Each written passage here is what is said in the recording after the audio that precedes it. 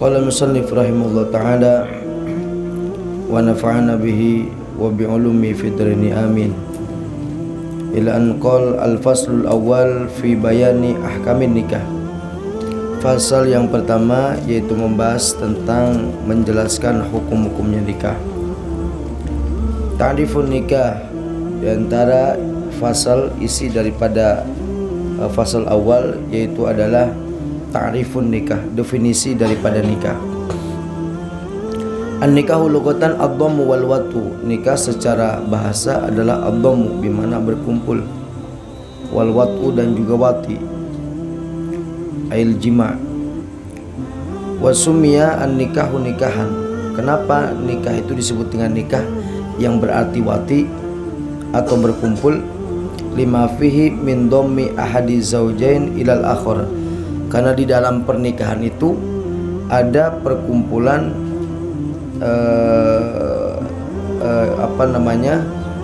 zauj kepada zaujah,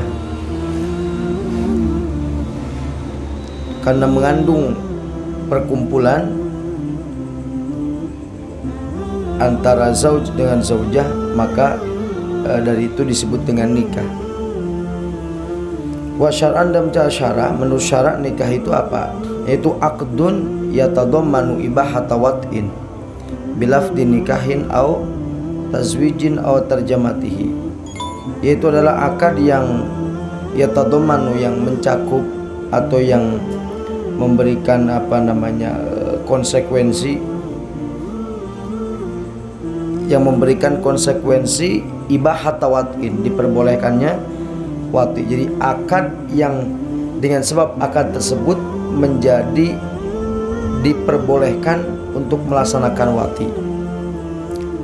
Dari akad tersebut hasilnya atau sesuatu yang dengan sebab akad tersebut akhirnya diperbolehkan untuk wati. Jadi akad yang mencakup kepada diperbolehkan wati bisa, atau diartikan akad yang berkonsekuensi diperbolehkannya wati, yaitu jima, maksudnya wati itu bilaf dinikahin, dengan menggunakan lafaz nikah, atau tazwijin atau lafaz tazwij, atau terjemati atau terjemahnya. Syarh ta'rif, penjelasan daripada definisi aqdun yatadamman ibahata wat'in bilafdi nikahin au taswijin au tarjamatihi. Karena kalau ta'rif definisi itu harus jame' mane, maka dari itu harus pas, harus sesuai. Misalkan kalau kita katakan cuman akad saja, akad itu banyak, bukan hanya akad nikah saja. Dalam jual beli juga akad, dalam rohen juga akad, dalam ijarah juga akad. Maka ditambahan aqdun ay ijabun wa qabul.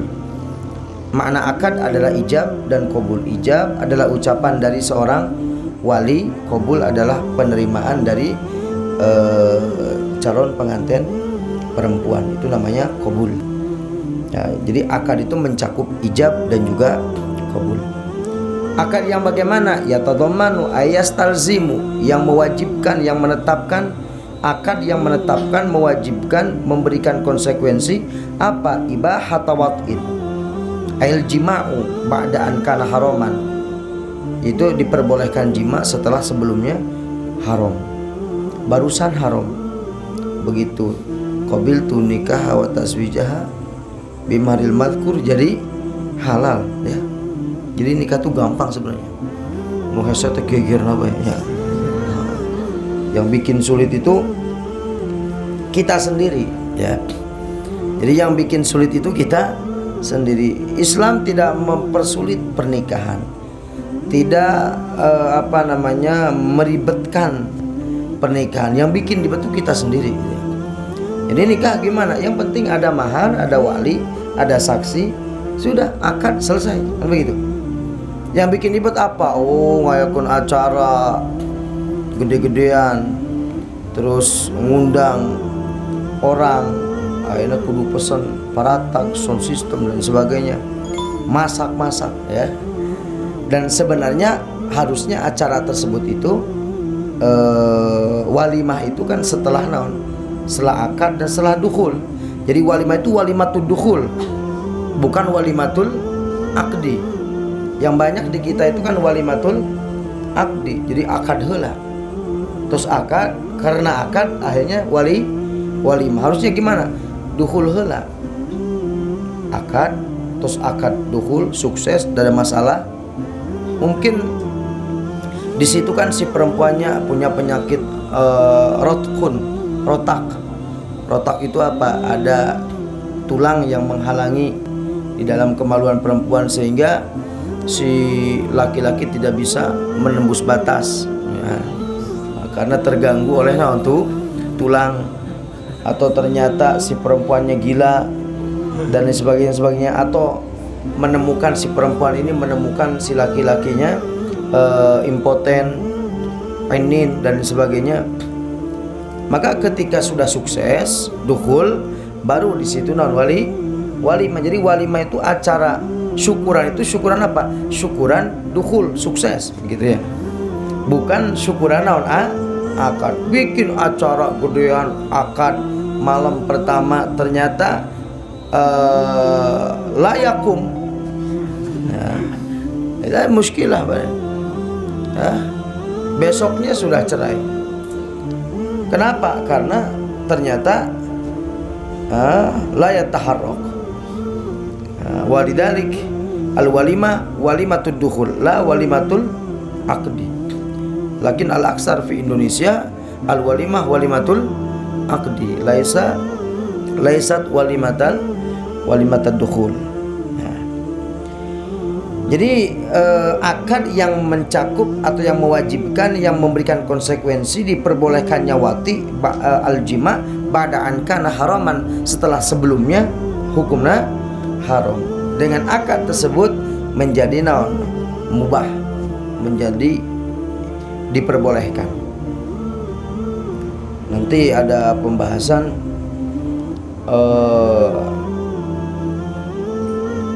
perempuan itu diperbolehkan diwati. Kalau dalam definisi kan diperbolehkan wati atau dimiliki gitu ya.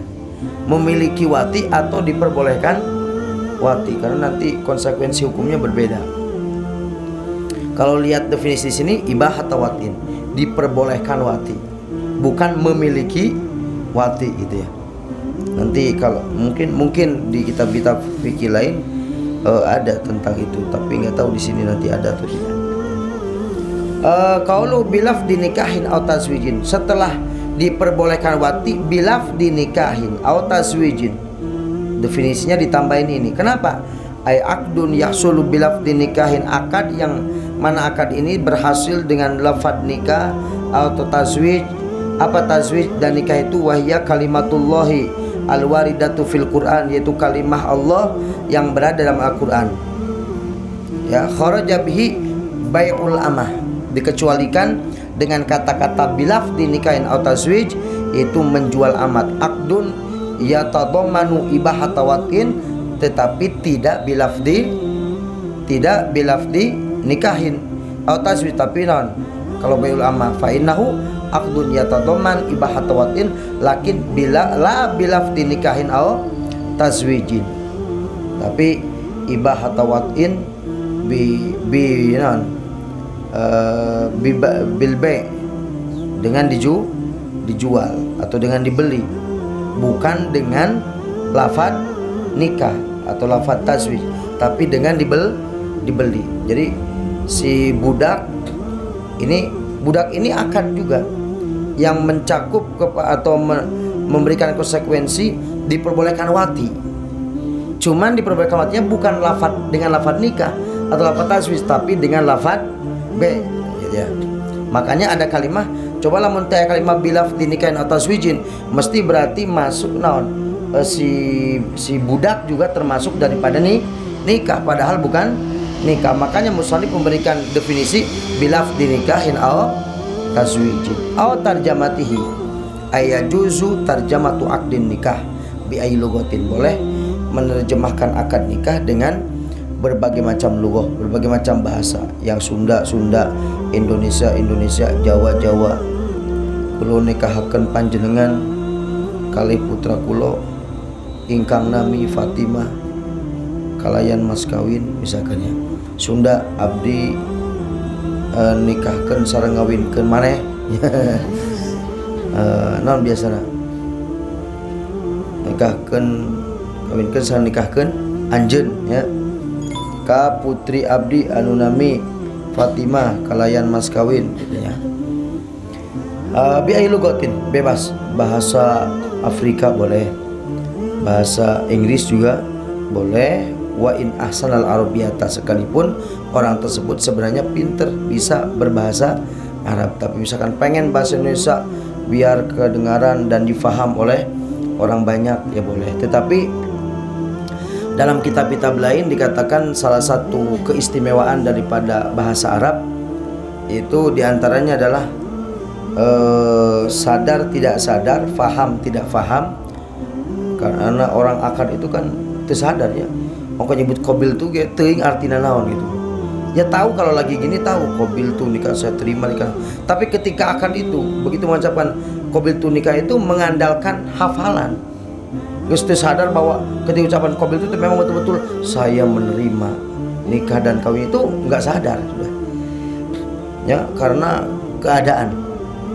Ya karena keadaan. Jadi kadang-kadang nggak sadar kan.